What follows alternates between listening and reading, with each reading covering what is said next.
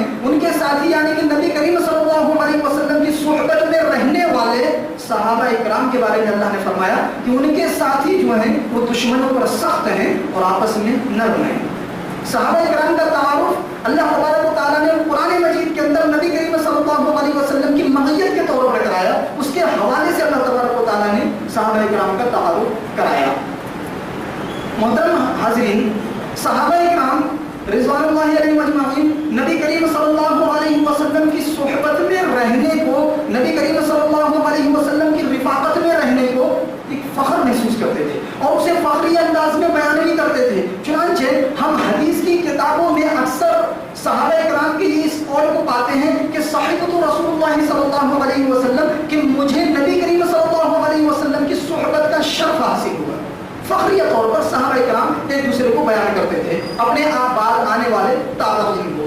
میرے بھائیوں، اسی طرح سے حضرت ابو ہریرہ رضی اللہ تعالیٰ عنہ فرماتے ہیں کہ صحبت رسول اللہ صلی اللہ علیہ وسلم 3 سنین، میں نے نبی کریم صلی اللہ علیہ وسلم کی صحبت اختیار کی، یہ مجھے نصیب ہوئی 3 سال۔ 3 سال مجھے نبی کریم صلی اللہ علیہ وسلم کی صحبت نصیب ہوئی۔ میرے بھائیوں، جب کوئی صحابی کسی تابعین سے ملتے یا کسی تابعی کی ملاقات کسی صحابی رضی اللہ تعالیٰ عنہ سے ہوتی تو وہ ان کو خوش آمدید کہتے، ان کو قابل مبارکبادی دیتے کہ آپ قابل مبارکباد ہیں کہ آپ کو نبی کریم صلی اللہ علیہ وسلم کی صحبت نصیب ہوئی۔ چنانچہ مشہور تابعی ہیں حضرت سعید بن مسیب رحمہ اللہ، جب ان کی ملاقات صحابی رسول اللہ بن عازب رضی اللہ تعالیٰ عنہ سے ہوئی تو انہوں نے فرمایا کہ آپ خوش قسمت ہیں کہ نبی کریم صلی اللہ علیہ وسلم کی صحبت آپ کو نصیب ہوئی، اور دوسری بات جو کہی کہ آپ خوش قسمت ہیں کہ آپ کو بیعت عقبہ میں شرکت کا شرف حاصل ہوگا۔ میرے بھائیوں،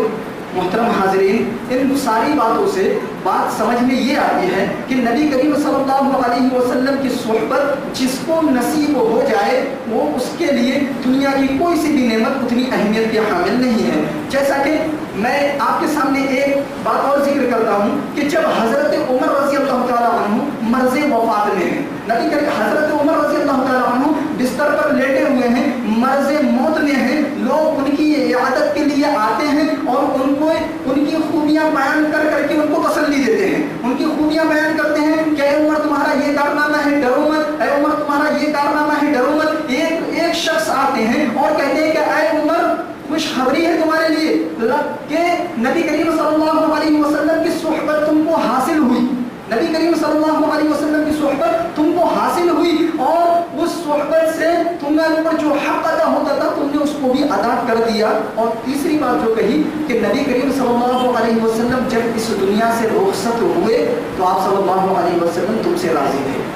میرے بھائیوں، فخریہ طور پر نجات کے طور پر نبی کریم صلی اللہ علیہ وسلم کی صحبت کو بیان کیا جا رہا ہے۔ صحابہ اکرام نبی کریم صلی اللہ علیہ وسلم کی صحبت کو ساری چیزوں سے اوپر رکھتے تھے، ترجیح دیتے تھے، مشکل سے مشکل حالات میں بھی نبی کریم صلی اللہ علیہ وسلم کی معیت کو ترجیح دیتے تھے۔ چنانچہ جب نبی کریم صلی اللہ علیہ وسلم کو اللہ تبارک و تعالیٰ نے ہجرت کا حکم دیا تو اللہ کے نبی نے کیا کیا؟ فوراً حضرت ابوبکر صدیق رضی اللہ تعالیٰ عنہ کے گھر کا رخ کیا اور ان کے گھر میں جا کر حضرت ابوبکر صدیق رضی اللہ تعالیٰ عنہ کی اس بات کی خوشخبری سنائی کہ ابوبکر صدیق رضی اللہ تعالیٰ عنہ اللہ نے مجھے ہجرت کا حکم دیا ہے، ہجرت کا حکم دیا ہے۔ حضرت ابوبکر صدیق رضی اللہ تعالیٰ عنہ نے فرمایا کہ اللہ کے رسول میرے ماں باپ آپ پر قربان ہو، میری یہ دلی تمنا ہے، میری یہ خواہش ہے کہ اس سفر میں میں آپ کا ہم سفر رہوں۔ نبی کریم صلی اللہ علیہ وسلم نے فرمایا ہاں ضرور، تم ہی میرے اس سفر کے ہم سفر رہو گے۔ میرے بھائیوں، صحابہ اکرام نبی کریم صلی اللہ علیہ وسلم کی معیت کو اوپر ترجیح دیتے تھے، کسی بھی حالت میں اس معیت کو اپنے ہاتھ سے چھوٹنے نہیں دیتے تھے۔ میرے بھائیوں، اسی معیت کی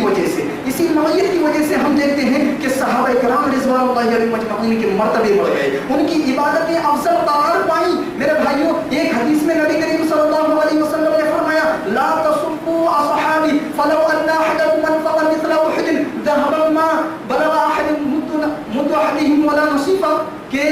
میرے صحابہ کو برا بھلا مت کہو، میرے صحابہ کو برا بھلا مت کہو، اگر تم احد کے پہاڑ کے برابر بھی سونا خرچ کر دو گے تو میرے صحابہ کے مقابلے